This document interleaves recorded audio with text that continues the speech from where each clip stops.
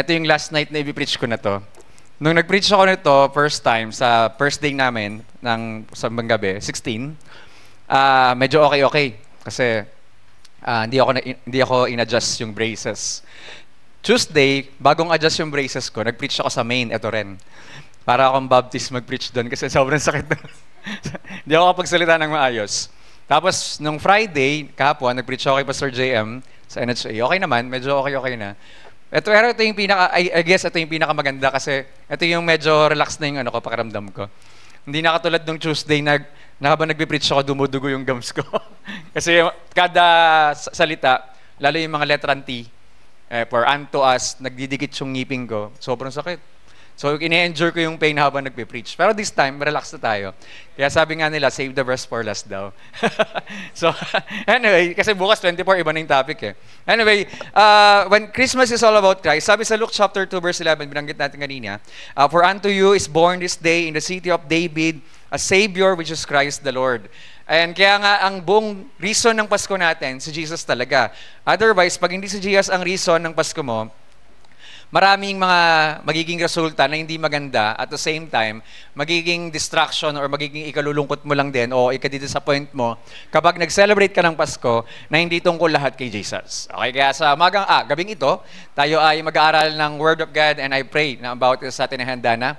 At bago tayo magpatuloy, let's pray. Heavenly Father, pag-usapan natin, well, alam nyo, marami naman talaga nagaganap sa Pasko. Meron akong friend, si Ronnie. Si Ronnie yung best friend ako rin sa El Samar dati, yung banda namin ni Pastora Beck. Buti nga kayo, naimbitahan nyo si Ate Beck eh. Hirap ako imbitahan mag-preach yun eh. Okay, pero sa Ate Beck, may banda kami during ako ay high school pa. May banda kami, ang pangalan El Samar. During that time, yung drummer namin noon, si Ronnie, nakita niyo yung yung drum set ng NHA. Ayun, galing sa kanya yon. Yung drum set na yung kahalang naman. Anyway, etong si Ronnie, sabi ko sa kanya, nasa siya ngayon, California, sa Amerika. Sabi ko, pre, anong pinagkaiba ng Pasko sa Pilipinas at saka sa Pasko dyan? Sabi niya, wala namang pinagkaiba. Kaya lang, pre, dito sa US, mas Christmas dito kapag Thanksgiving. Pero yung kapag gantong Christmas, parang holidays lang sa kanila, hindi naman talaga si Jesus yung pinoportray. Parang mas makikita mo yung mga design ni Santa Claus, yung mga design ng mga Rudolph the Red-Nosed Reindeer at kung ano-ano pa. Pero yung about kay Jesus, hindi talaga siya ganun kasikat sa US. Kaya sabi niya, there's no place like home, the best pa rin sa Pilipinas. Kasi at least sa atin, may simbang gabi na talagang mas marami tayong gagawa para sa Panginoon talaga. And anyway, ang point nga kasi, maraming distraction na gaganap sa tuwing Pasko, especially yung haba ng traffic, yung dami ng tao sa mall, yung lahat ng tambay na nasa mall na, kumbaga parang hindi naman bibili, hindi naman kakain, tatambay lang maghapon, para pamparami lang ng tao sa loob. Parang kumbaga, mas nagiging patok ang mga shopping mall kasi nga may 90% sale, may mga 50% sale, tapos yung mga tao naman di magkamayaw sa pagpapalit o pagbibili ng kung ano-ano, yung panghanda ng Noche Buena o yung paghanda ng kung ano-anong 24 ng gabi, yung reunion na gagawin. So maraming kabisihan ang mga tao pag tuwing Pasko. Kaya naman, isa sa mga reason kapag when Christmas is not about Christ, ang nagaganap sa ating buhay is number one, nagiging materialistic ang tao. Tama ba? Diba? Kapag hindi si Jesus ang reason or ng purpose ng Pasko mo, nagiging materialistic ang tao. Bakit? Tuwing sisikat na lang ang araw ng Pasko, o pag maglapit na mag-December, actually sa Pilipinas, September pa lang, nandyan na si Wene, di ba? Nalabas na si Wene, whenever I see. So lalabas na siya September pa lang. Kaya August 31, nag-warm up na yan, nagtutono na ng gitara yan sa mga memes niya sa Facebook, di ba? Pag September 1, nasa landmark na yon, dun sa mismong River Park doon, tapos magko-concert na si Jose Marichan ng Whenever I See. Anyway, so the point is, nagiging materialistic kasi every time na papasok ang Pasko, ang point natin, ay na maraming karamihan sa mga tao, gagawa na yan ng wishlist, di ba? Yung gusto ko makakuha ngayong Pasko ganito. Nag-exchange gift na ba kayo? Christmas party. Di ba yung sa Christmas party, may exchange gift, no? Tapos ikaw naman, nag-expect ka na makaka-receive ka ng maganda kasi maganda rin yung binigay mo. So meron kang expectation na ganito dapat ganyan. Ngayon, ng mga tao tuwing Pasko, lagi na lang nagiging napupunta lagi sa material na bagay, di ba? Aminin natin kapag may mga raffle. Di ba? Pag naglagay ng mga raffle sa likod, lalo yung mga companies na meron na nag-work sa inyo, pag naglagay na ng mga parapol, talagang ikaw na, nagpe-pray ka na, Lord, mabunot ako doon sa grand prize. Di ba? Kasi ang tao, automatic, pag during Christmas, nagiging materialistic talaga yung dating. Ngayon, sa mga believers, hindi dapat ganun. Kasi sa ating mga believers, whether may makuha tayo ngayong Pasko o wala, ang mahalaga na si Kristo ay nasa iyo. Amen ba? Diba? Yun yung kahalagahan na si Lord ay nasa buhay mo, yung presensya niya ay nasa buhay mo, more than enough na yon. Pag nagkaroon ka pa, bonus na lang. Diba? So kaya parang ano lang yan, nung nag-ABCI, yung Association of Born Again Christian, bumalik tayo doon, ako yung nag-represent ng Sendalite. Nagkaroon ng Christmas party yung mga pastors. And during that time, may raffle, may parapol pa rin sila. Tapos may nakita ko magandang electric fan, aesthetic, kulay white, 20 inches. yung grand prize, mini rep. Pero yung second to the grand prize, yung electric fan nga na white, aesthetic, floor fan. Tapos malaki siya, maganda itsura. Sabi ko gano'n, Lord, hindi naman ako nagde-desire na magkaroon ng something ngayong Pasko. Pero kung bibigay mo sa akin yun, okay lang din.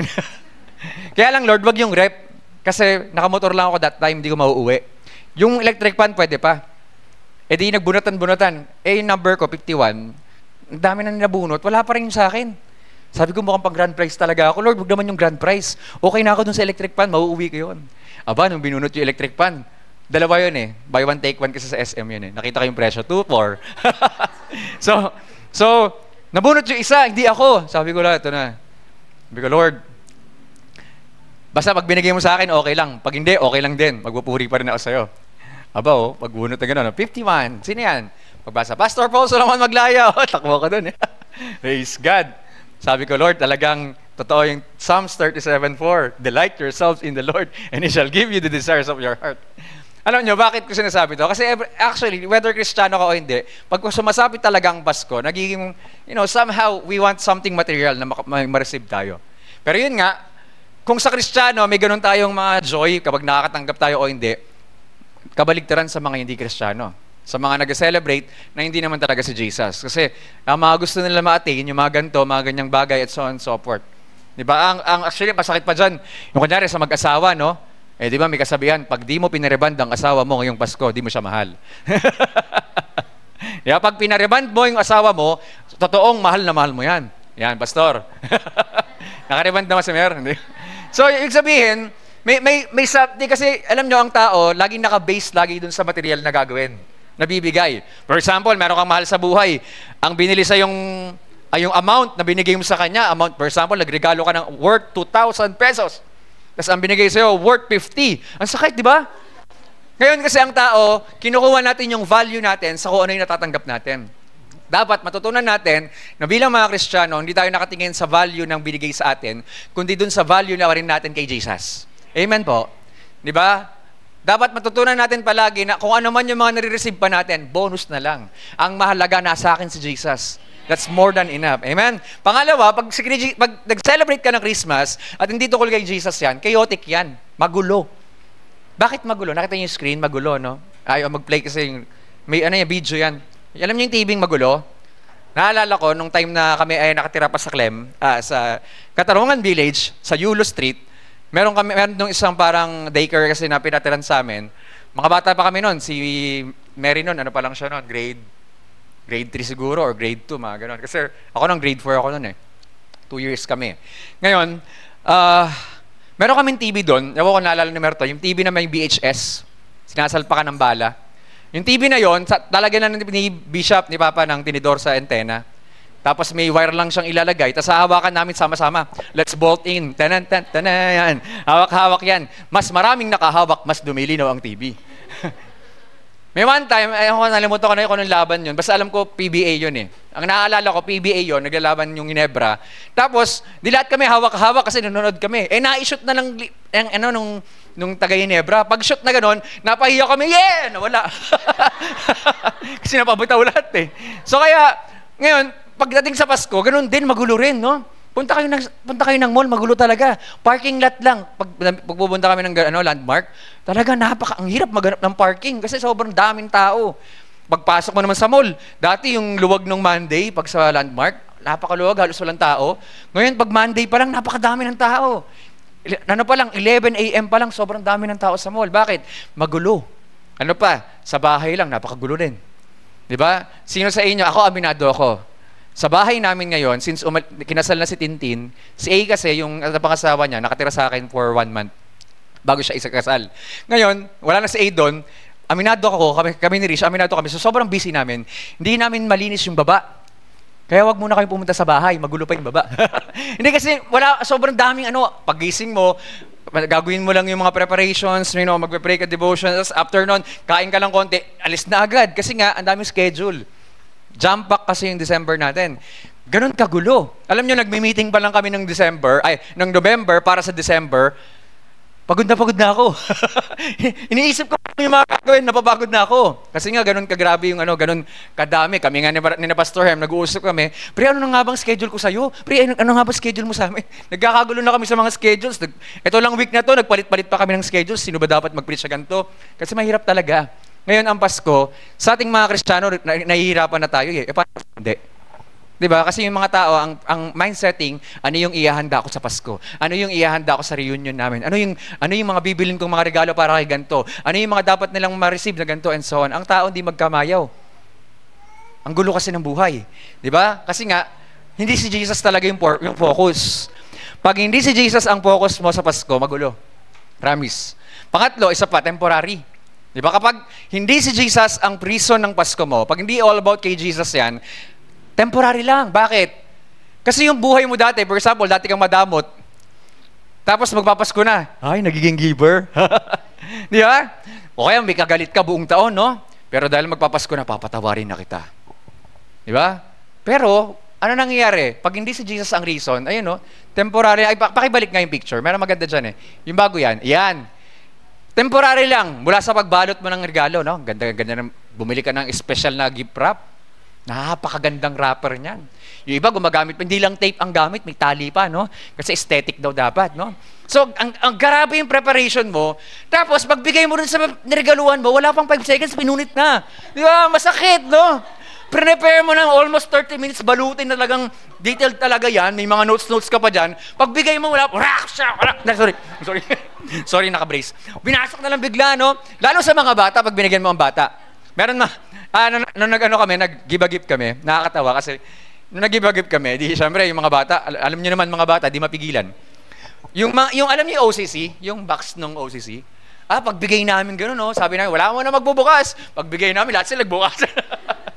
Kasi bakit excited lagi yung mga tao, ano yung laman niyan? Tama ba? So kaya, gano'n ka-temporary ang buhay kapag Pasko, pag hindi si Jesus ang purpose. Ano pa yun? Tulad niya yung maluto, no? Sino magaling magluto?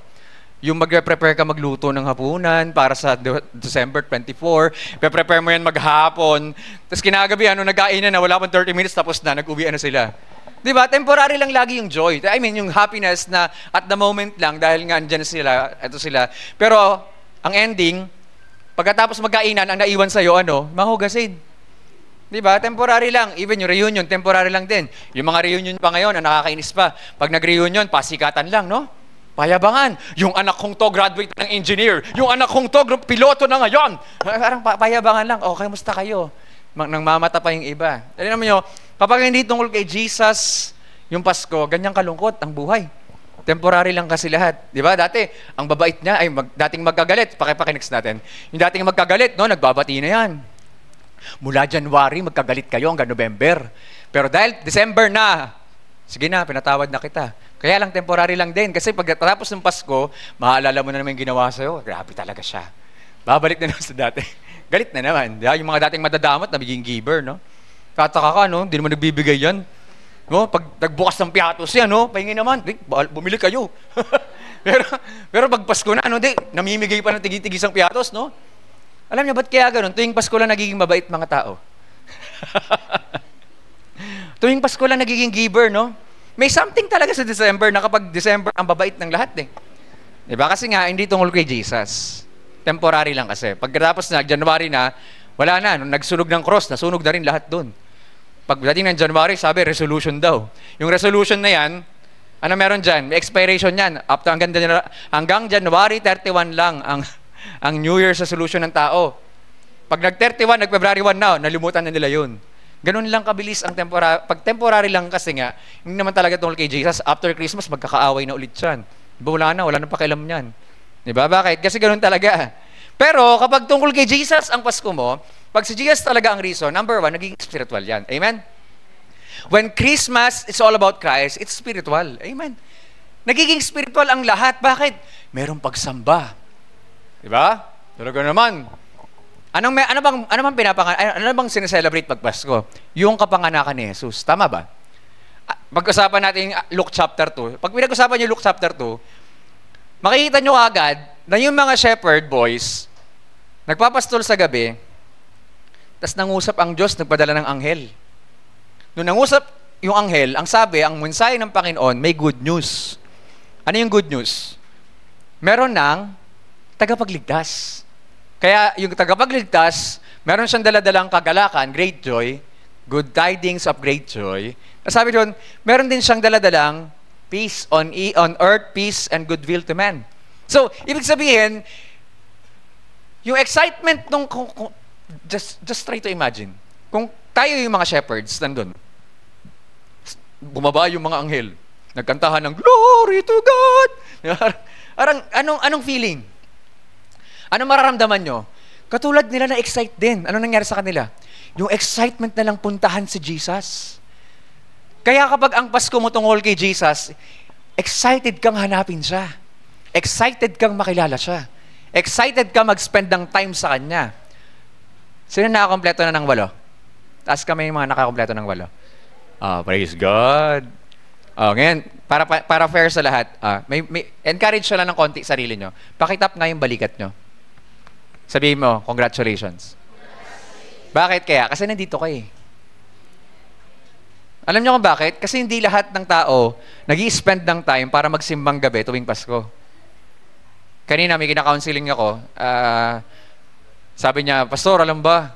Sa sobrang desperado ko, makukompleto ko na mamaya yung simbang gabi, Siyam. For almost 30 years, wala akong pakialam sa simbang gabi na yan. Pero first time yun, mag-simbang gabi ako, kompleto, 9 nights.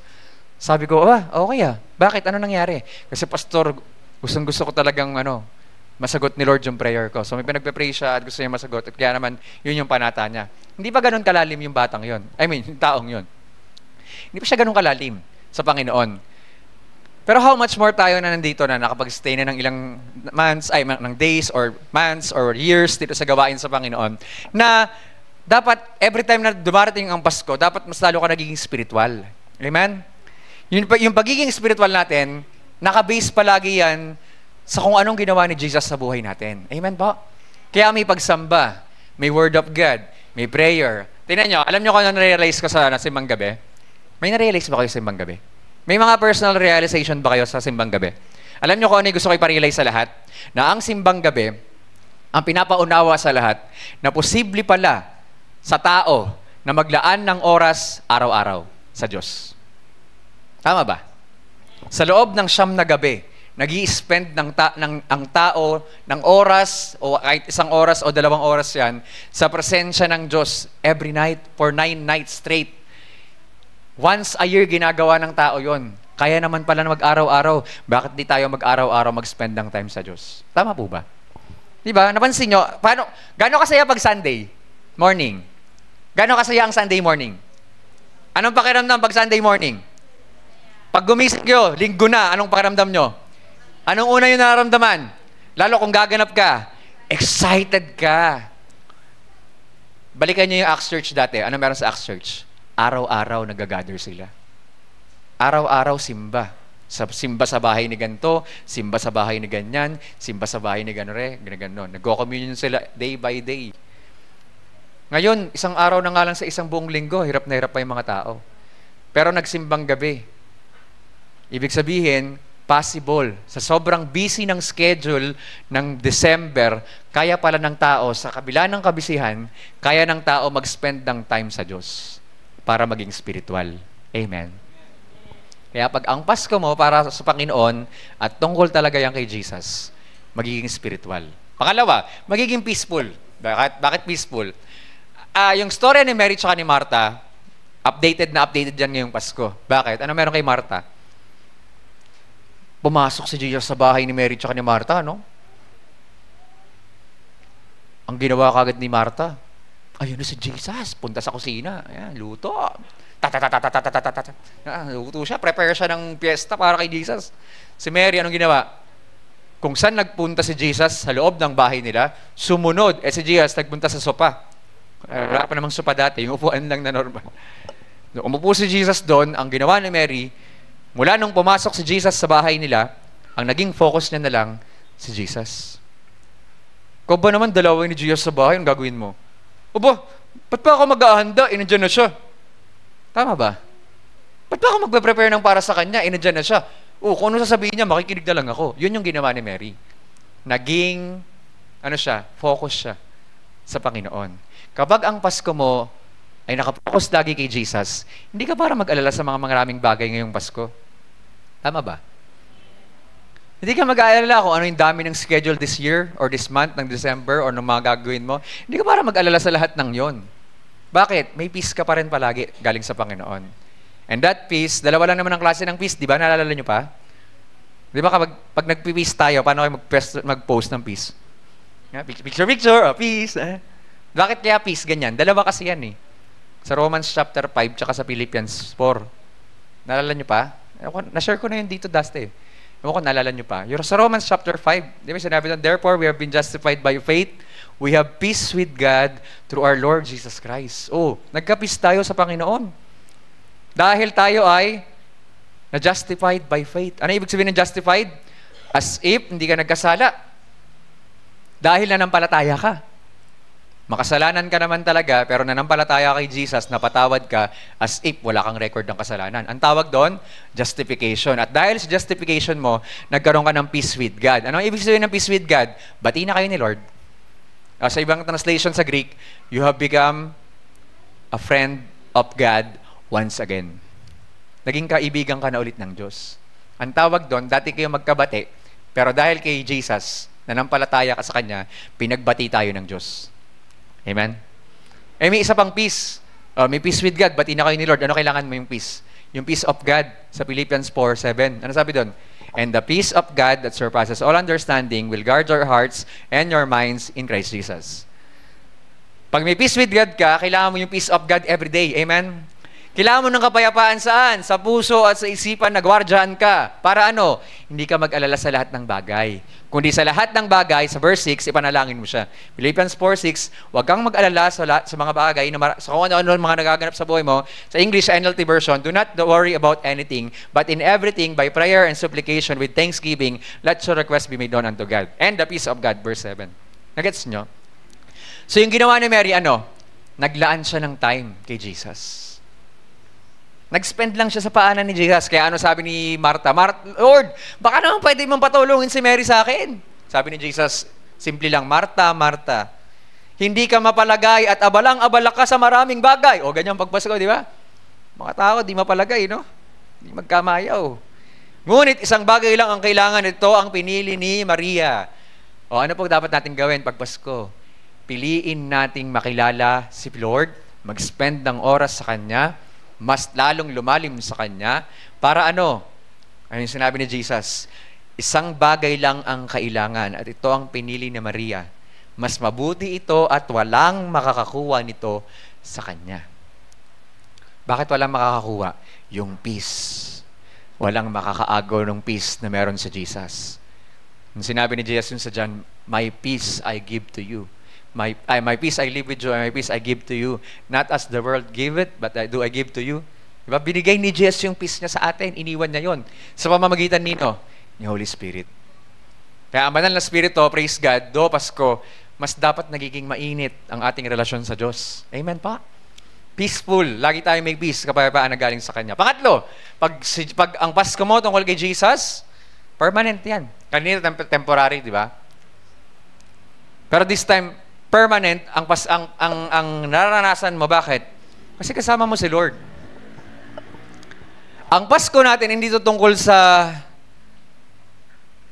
Spirit of Christmas lang ba? Ano yung Spirit of Christmas? The Spirit of Christmas is Love. Di ba? Request ko, love, love, love. No? Give love on Christmas Day. Kasi ba tayo, no? Di ba? Pag Christmas Day lang, paano? Tapos ng 25, ano na? Wala nang give love. Ano na? Hanggang Christmas Day lang pala yung ganun-ganun, no? Bakit nagiging permanent? Kasi pag si Jesus ang reason ng Pasko mo, nagiging permanent yan kasi hindi ka lang nakatingin sa Pasko. Hindi yung spirit of Christmas lang, kundi yung fruit of the Spirit. At syempre, dahil yung fruit of the Spirit ay love, si Holy Spirit ay laging nasa iyo. Amen? Tuwing Pasko ka lang ba puspos ng banal na Espiritu? Hindi, di ba? Ano ba pinag-uusapan pag hindi Pasko? Ano yung laging mindset ng Kristiyano? Pag hindi Pasko. Ano yung laging nire-remind ng mga preachers sa pulpito? Every time na nakikinig tayo ng Word of God. Pag hindi Pasko, ano mo laging pinapahayag? Yung alin? Ang Pasko kasi yung unang pagdating ni Jesus. Tama? Ano yung pinapahayag lagi? Kahit anong preaching na topic natin yan, laging binabanggit yun ng pastor. Yung pagbabalik ni Jesus. Amen? Nangyari na ba na pinanganak si Jesus? Tapos na ba? Yung virgin birth, tapos na? Tapos na rin ba yung cross? Na-resurrect na rin ba si Jesus? Bumalik na ba siya kay Father? Nakaupo na ba siya sa kanang kamay ni Father? Ano na lang din yan nangyari? Yung babalik siya. So yung mindsetting mo na babalik si Jesus, hindi lang yan tuwing Pasko. Every day ng buhay natin bilang Kristiyano, ang constant reality na laging nasa heart and mind natin na nag-aantay tayo sa pangako ni Jesus na babalik siya. Kasi sinabi niya, babalik siya. John chapter 14, nangako siya na kung wala kang lugar dito, gagawin kita ng lugar sa langit. Di ba? I will go and prepare a place for you. Sabi ni Jesus, pag natapos ko na yung lugar mo sa langit, yung bahay mo sa langit, yung mansion mo sa langit, ano sabi niya? I will come again. Babalik ako para ano? Para kunin ka at kung nasaan ako, nandun din kayo. That where I am, you will be also. Oh, ang saya. Yun na lang inaantay natin. Magpasalamat ka, di pa dumabalik si Lord kasi wala pang bahay yung pamilya mo sa langit. Pagawan mo muna. Di ba? Sino dito save na yung buong family? Oh. Sino dito sigurado pag nag-rapture kasama buong pamilya? May isa dun, oh. Galing, oh. Praise God. Pasalamat ka, di pa nag-rapture. Kasi hindi mo pa napapagawa ng bahay yung pamilya mo sa Panginoon sa langit. Kaya yun yung dapat na constant reality every day. It's all about Christ, hindi lang tuwing Pasko. Ang tungkol kay Jesus. When Christmas is all about Christ, it becomes permanent kasi every day ng buhay natin tungkol kay Jesus. Amen. Nawala. Amen. Amen. Amen. Yeah? Pag tungkol kay Jesus ang Pasko mo, lagi yung permanente kasi lagi mong bitbit na babalik si Jesus, kailangan ready ako. Amen. Sabi dyan, Jesus isn't just the focus of a song. He is the song in our hearts. Bakit permanent? Bakit tuwing Pasko lang ba nakakanta ng Joy to the World? Diba? Sa bagay, pag hindi permanent ang Pasko mo, hindi tungkol kay Jesus Pasko mo, mahirap kumanta ng Joy to the World kung wala namang joy talaga sa paligid mo. Ang tanong ko, nasa iyo ba si Lord? Kasama mo ba si Holy Spirit? Well, praise God, kasama sa bunga yung joy, no? Nakakatuwa pa, sa Romans, binanggit ni Apostle Paul that the kingdom of God is not of eating and drinking, but of righteousness, of peace, and joy in the Holy Spirit. Sabi ni Jesus, the kingdom of God is in your hearts. Nasaan do?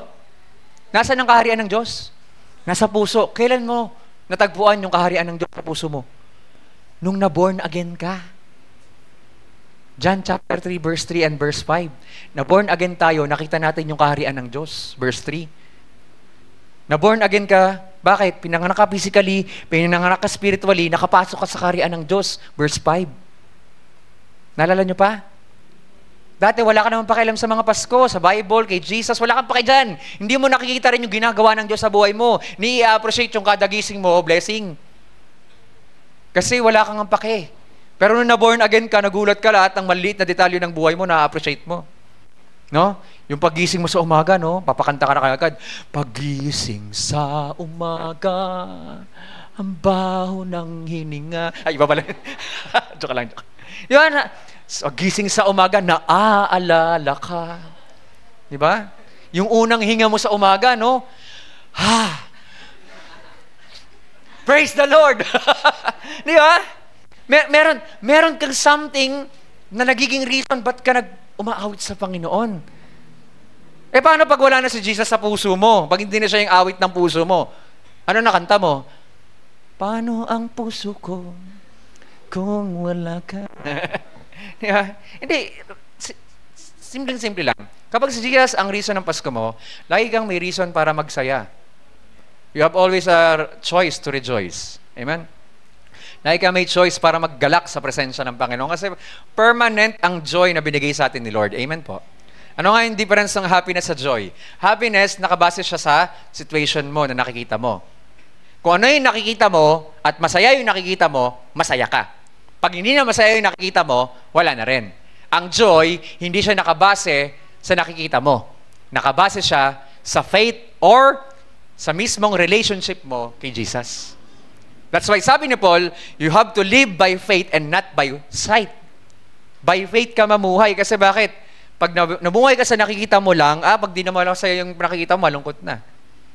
Lalo kapag mag-celebrate ka ng Pasko, wala si mama, wala si papa, o wala yung pamilya mo, o broken family kayo. Mag-celebrate ka, ikaw lang talaga mag-isa. Napakalungkot nun.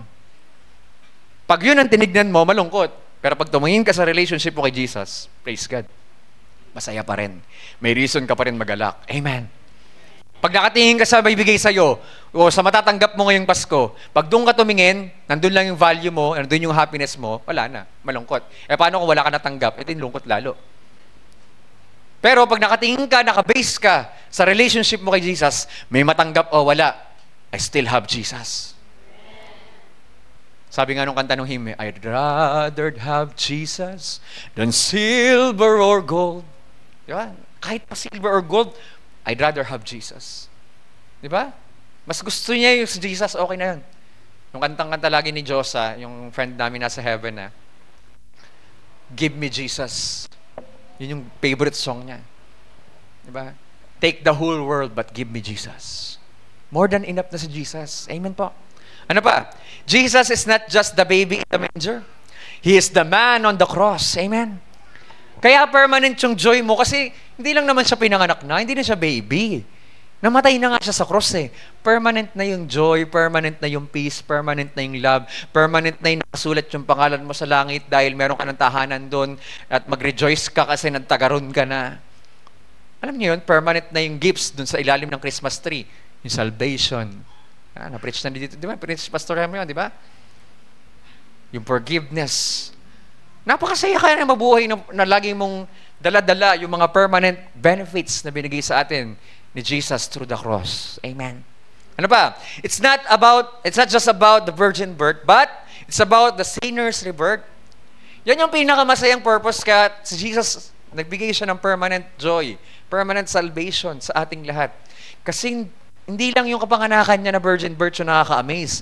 Ang pinaka-nakaka-amaze, yung mga dating makasalanan, nagkaroon ng bagong buhay kasi nagkaroon ng spiritual birth. Kasi na-born again tayo. Amen.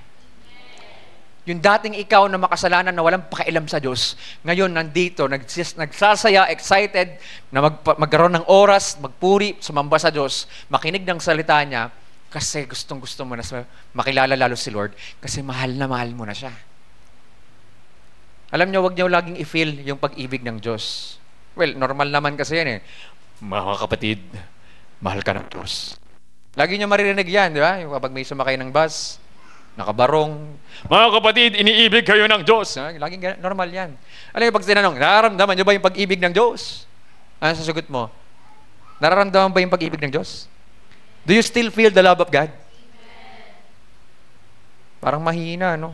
Parang pagod na ata kayo eh. Alam nyo, may challenge ako sa inyong lahat. Huwag nyo lang laging nasain na maramdaman na mahal kayo ng Diyos. Pagpasok ng 2024, o kahit simula na ngayong gabi, lagi nyong i-feel. Mahilig tayo sa feelings, di ba? Lagi nyong i-feel na mahal nyo si Lord.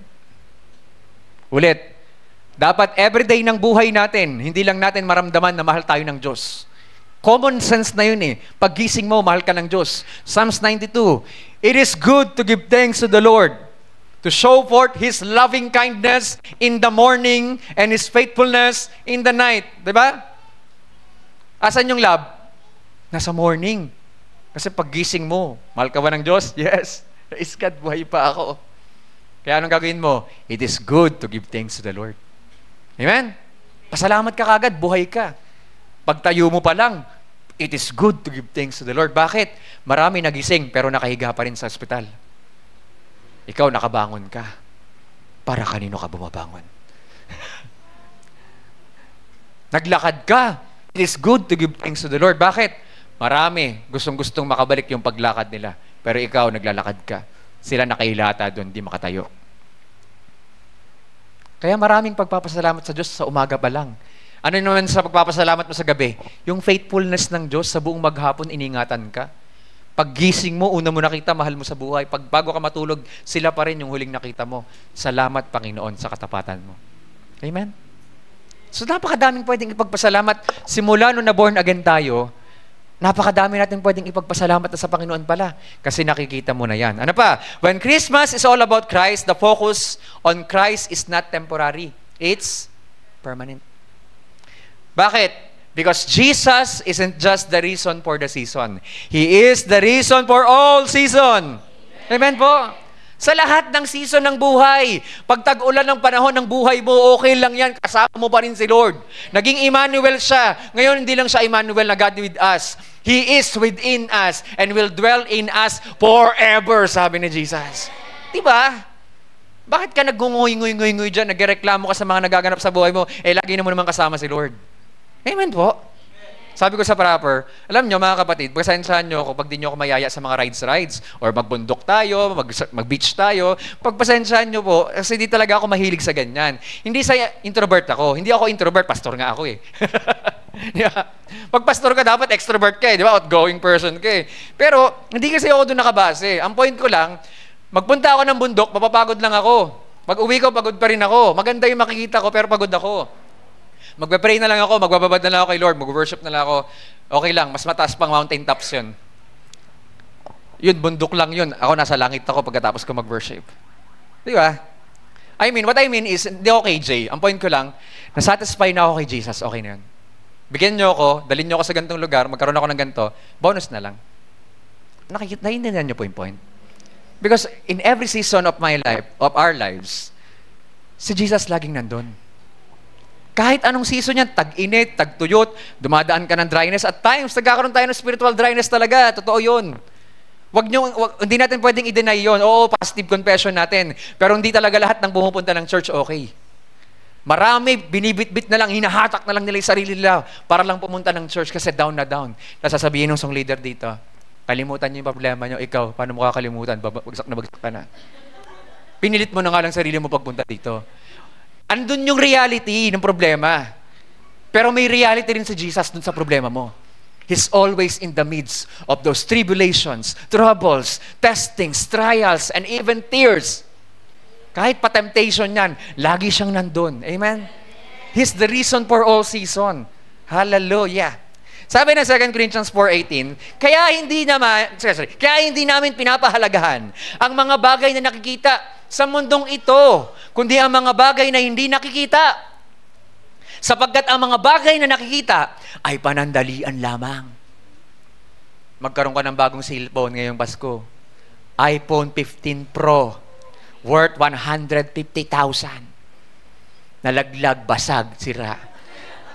Wala na yung joy. Di ba? Temporary lang kasi.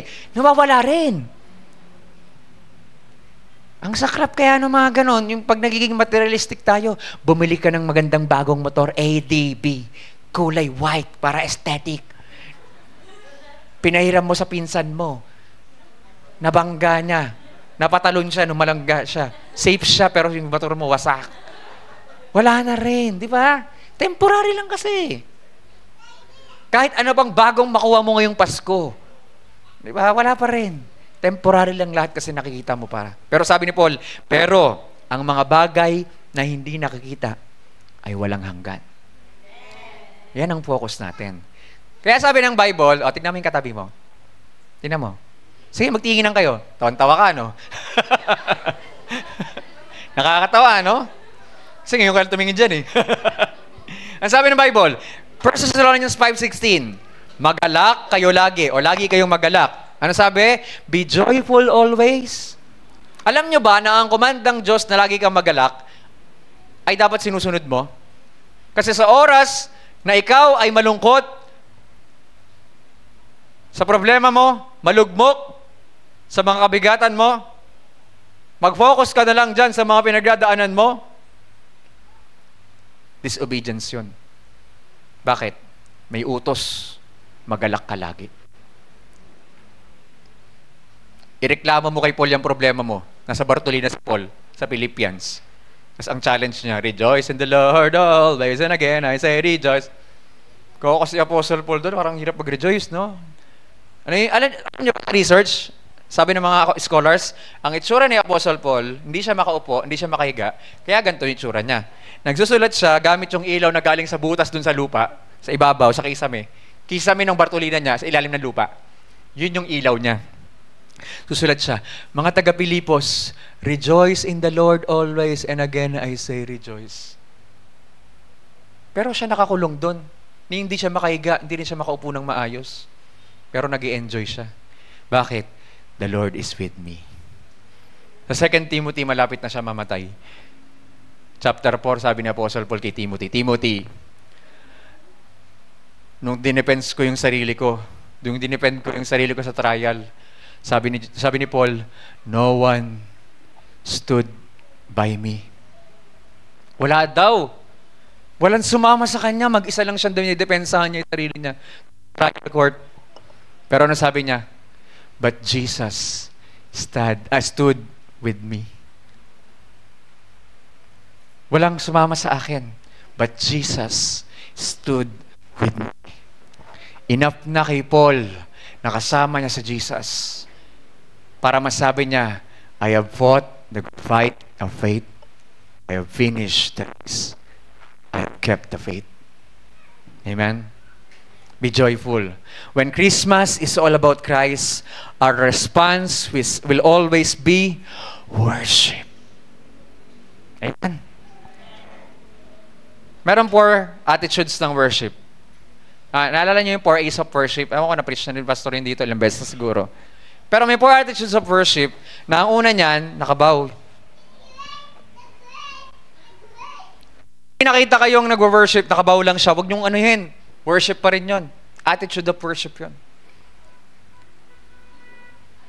Bakit pastor? Anong difference? Ang praise, tungkol yan sa sinasabi ng bibig mo. Ang worship, yung action ng katawan mo. Na reflection ng puso mo. Amen? Ulit, ang praise, yung sinasabi ng bibig mo.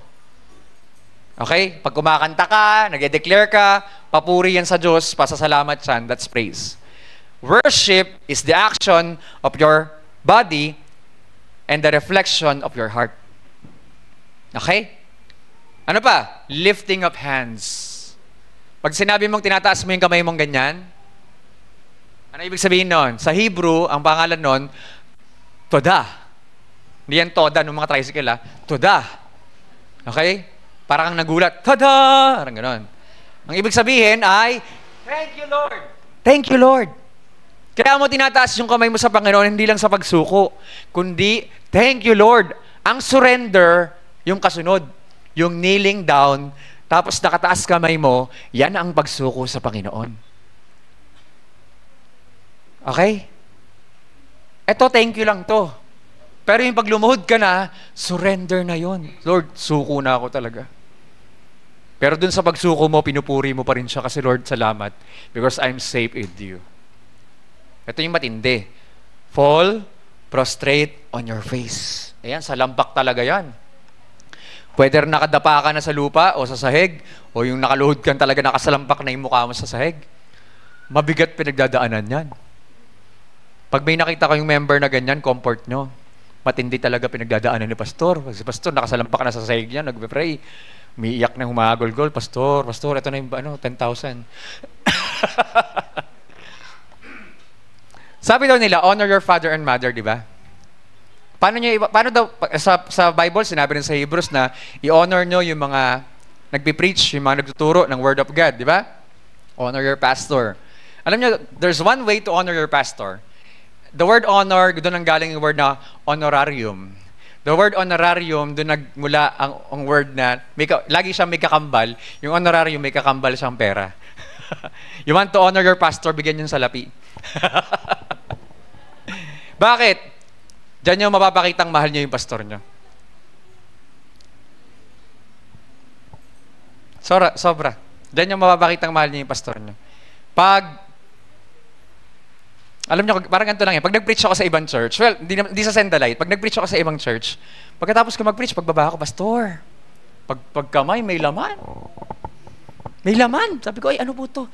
Pastor, love ko yan sa'yo. Love gift. Pagkamay ko naman sa iba, Pastor, uy, may nakaipit na naman. Ano po ito? Ganyan ka namin kamahal, Pastor. Alam niyo, nag-preach ako, may love gift na ako na galing talaga sa church mismo. May galing pa sa mga members, mga pastors, leaders, and so on. One time, nag-preach akong ganyan sa Caloocan. Layo, Caloocan. Anniversary, 15th year anniversary, nag-preach ako doon. Pag uwi ko, may 15,000 akong dala. 15th year nila, may 15K akong dala. Ganun ako kamahal ng mga tao doon. Ganun sila mag-honor sa mga pastor. One way to honor. Alam nyo, kapag yung mga pastor nakasalampak ng ganyan na sumamba sa Panginoon.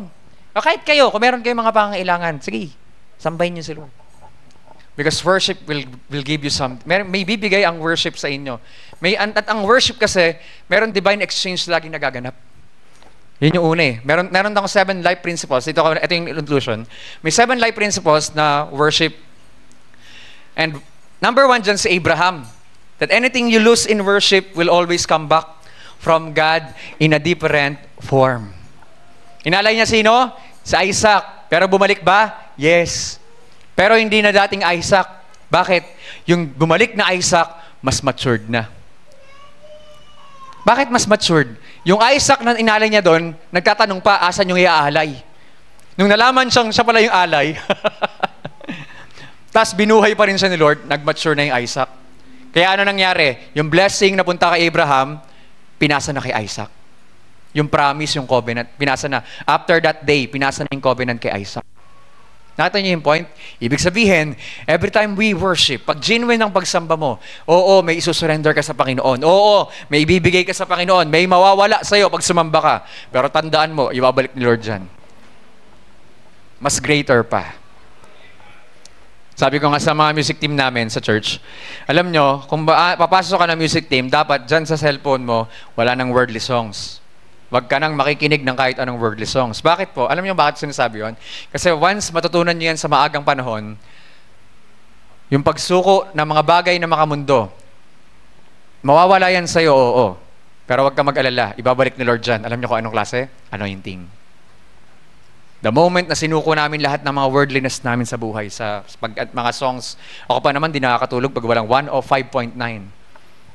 Dati yun. Pero dahil nasuko natin yan, yung anointing ni Lord, yun yung nagpa-prosper. Ibabalik ni Lord sa yun, mas greater pa. Anything na mawawala sa iyo, ibabalik ni Lord in a different form. Amen. Yung ex-girlfriend ko, sinuko ko siya nung 4th year high school pa lang siya. Ngayon, asawa ko na siya. May anak pa kaming magandang-maganda. Nakita niyo yung point? After 6 years na pagsuko ko sa kanya, pinakasalan ko siya. At ngayon, mag-asama kaming naglilingkod sa Panginoon. Nakita niyo yung point? Kayang ibalik ni Lord pag sinuko mo talaga. Nag-focus ka sa pagsamba mo sa Panginoon. Pangalawa, God is worthy of our worship in prosperity as well as in poverty. Gaya ni Job, anong nangyari kay Job? Nawala na lahat sa kanya. Di ba? 10 anak, businesses, mga hayop, tagapag-alaga ng mga hayop. Pura hayop, no? Kasi mga baka, tupa, mga kambing, kasi yun yung mga ari-arian niya eh. Tapos naglaho lahat yun. Tapos yung 10 anak niya, straight, wala rin. Yung asawa niya, bitter na, nasumpay mo na yung Diyos, mamatay ka na! Sabi ni Job, ang Diyos ang nagbigay, ang Diyos ang nag-alis, purihin ang pangalan ni Yahweh. Yeah? Kasi itong ginawa niya. He fell to the ground and worship. Yeah? Sasamba ka pa rin sa Panginoon in prosperity and in poverty. May pangangailangan, sumamba ka sa Diyos. Piliin mong sumamba. Blessed na blessed, sumamba ka lalo sa Panginoon. Amen? Ano pa? May matanggap kayong regalo ngayong Pasko o wala, sumamba kayo sa Panginoon. You won't break, ano pa, in life, if you bend in worship. Well, sa Philippians chapter 2, verse 9 to 11, binanggit doon, talagang pipilitin ang lahat ng mga tuhod na sumamba sa Diyos. Nalala niyo yun? Philippians 2, 9 to 11, sabi doon, at the name of Jesus, every knee will bow, whether things in heaven, things on the earth, and things under the earth. And every tongue will confess that Jesus Christ is Lord to the glory of the Father. Di ba? So kaya pag dumating yung time na yon, lahat talaga ng tuhod, duluhod. Ngayon, meron kang choice, lumuhod na. Di ba? Huwag mo na antayin yung ending pa, napipilitin ang lahat na lumuhod sa Panginoon. Ngayon pa lamang, matutunan mo ng lumuhod sa pagsamba sa Kanya. Amen. Amen pa? Amen, amen, amen. Ano pa? When God says no, pangapat, you don't need to be bitter if you choose to worship Him. Amen? Pag may mga prayer request ka or may mga hiniling ka sa Panginoon at sinabi ni Lord, no, gaya ng babaeng Samaritana, di ba?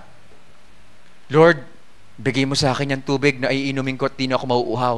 Sabi ni Jesus, no, tawagin mo muna yung asawa mo. Lord, wala akong asawa. Oo, tama ka sa sinabi mo.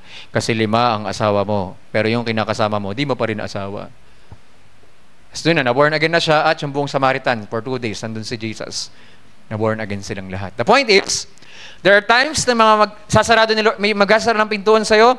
There are times God will say no, pero please, wag ka mabitter pag nag-no si Lord sa'yo. Because God has something better and He's preparing you. Kung manghihingi ka na kagad ng God's will sa panahon ngayon at hindi pa handa ang puso mo, ang isip mo, ang spiritual life mo, wag muna. Kasi baka ma-damage yung isa't isa. So, wait for it. Nakuha niyo yung point? There are times, may mga gusto ka makuha, ma-receive, hindi ibibigay sa'yo ng Panginoon kasi baka pag nakuha mo, lumayo ka sa Kanya. Kaya ihahanda niya muna hanggang sa ready ka na at sa Kanya ibibigay yon. Amen pa? Sumamba ka lang. Piliin mo pa rin sumamba. Huwag kang mabibiter sa Panginoon. Choose to worship Him. Amen? Number 5, genuine worship is the one that changes how you treat people. Alam niyo ba yon? Ang totoong sumasamba sa Panginoon, nagbabago yung treatment mo sa mga tao. Hindi ka magiging selective na yung treatment. Pag nakita ko si Gab, ang bait ko sa kanya. Pero pag nakita ko si Kuya Jobert, ayoko sa kanya. Ang totoong sumasamba, whether kung sino makita mo, i-treat mo sila dahil katulad sila ni Jesus. Amen po? Whether believers or unbelievers yan, ititreat mo sila katulad ni Jesus. Sa mga believers, ititreat mo silang magulang, kung matanda sila, kabataan, kapatid. Mga bata, kapatid na bata. Ay, alam niyo ba yon? Sinabi ni Apostle Paul kay Timothy, Titus, sinabi nila, yung mga nakakatandang magulang o tatay, nanay, itreat nyo silang parang tatay at nanay nyo. Yung mga mas bata o kalidaran nyo, itreat nyo ang kapatid nyo. So, the way we treat people is the reflection ng ating totoong pagsamba sa Diyos. Amen? So kung maayos yung pagsamba mo sa Panginoon, ititreat mo rin ng maayos yung mga tao sa paligid mo. Amen pa? Kagaya ng mga wise men, kahit alam nilang nagpapanggap lang si King Herod, pero inayos pa rin nila yung treatment bago sila maghiwalay. Yun nga lang, yung mga wise men, nangusap ang Diyos, huwag na kayong bumalik kay King Herod. Huwag na kayong babalik sa dating daan. Kasi pumunta na kayo sa bagong daan. Okay? Kasi pag bumalik sila sa dating daan, babalik sila kay Herod. Kaya sabi ni Lord, pumunta kayo sa ibang daan na. Pero at least, bago sila maghiwalay, maayos yung treatment ng mga wise men kay King Herod. Ganon din tayo. Whether wicked sila o hindi, we treat them fairly. Because the Lord, Jesus, ay nasa atin, nire-represent natin siya. Amen. Ano pa? Number 6, last 2. Worship will fill you to rejoice with exceeding great joy. Kaya ang sarap ng pakiramdam ang saya-saya pagkatapos sumamba, no? There's something sa pagsamba na nagpapasaya talaga ng puso mo. Yung mga wise men, nakita lang nila yung star ni Jesus, tontuwa na sila eh. Lalo nung tumigil na yung star dun sa bahay, sobrang sayang-saya sila. Ganon din tayo, pag totoong sumasamba tayo sa Panginoon, after, ang saya-saya. Filled na filled ka ng kagalakan. You will rejoice in the Lord. Amen? And lastly, worship opens your treasure to God. Pag sumasamba ka, talagang bubuksan mo yung treasures mo sa Panginoon. Hindi pwedeng wala. Gifts of gold, frankincense, and myrrh. O, di ba? Yung mga wise men, they worship God at nag-open sila ng treasures. Binigay nila sa Panginoon. Sabi yan, open your treasures to God and He will open His treasures to you. Gusto niyong ipakita ni Lord yung treasures niya sa inyo? Gusto niyong i-open din ni Lord yung treasures niya para sa inyo? Umpisahan niyo munang buksan yung treasure niyo para sa Kanya. Hindi mo marireceive yung exchange gift na gusto mo ngayong Pasko kung hindi ka muna magkakaroon ng divine exchange gift sa Panginoon. Pag sinabi mong divine exchange gift, in worship, as our response, dahil Christmas naman talaga, pag sumamba ka sa Panginoon, na-open mo yung treasure mo sa Kanya, maya-maya, si Lord naman, o-open niya rin yung treasures na sa'yo, ibibigay niya yun sa'yo. Magpapalit kayo. Lord, ito yung treasure ko. Lord, akin na yung treasures para sa akin. Magpapalit kayo ni Lord. Exchange gift. And that's something spiritual, that's something supernatural. Bakit? Kasi yung treasure natin, simpleng-simple lang. Sabi na Matthew 6, chapter 21, dito ako mag-end. For where your treasure is, there your heart will be also. So tonight, when you open your treasures to God, open your hearts to God. Bubuksan mo yung puso mo sa Panginoon. Pag natutunan mong laging buksan ang puso mo sa Panginoon, when that heart is open, blessed are the pure in heart, for they shall see God. Merong kanta, open the eyes of my heart, Lord. Open the eyes of my heart, I want to see you. Ano yung binubuksan? Yung mata ng puso mo para makita mo si Lord. When you open that treasure, yung puso na yan sa pagsamba sa Diyos, God will open His treasures para makita mo siya. And when you see the glory of the Lord, I tell you, hahanap-hanapin mo yon. Pag nasatisfy ka na sa presence ni Lord, hahanap-hanapin mo yun every day. Alam nyo, dapat dumating kayo sa realization or sa state ng buhay nyo na everyday ng buhay natin habang tumatanda tayo, mas nagiging clearer ang boses ni Lord para sumunod tayo sa Kanya. Because you know what? The highest form of worship is obedience. Once again, the highest form of worship is obedience. When you obey God sa mga pinapagawa niya sa'yo, that's when the treasures for you in heaven will be open. At saka mo marireceive yun pag sumunod ka. Because obedience, sabi ni Sir Stanley, obedience always brings blessings. Amen po? You want God's treasures na ibuksan niya ngayong gabi sa inyo? Why don't you open your hearts today or tonight sa presence ni Lord? Merong kanta, sabi nung kanta, simpleng-simple lang yung song na to. I don't know about you. Okay lang, dyan na lang ako sa keyboard o ikaw na mag-keyboard. Ha? Kaya mo ako sabayan?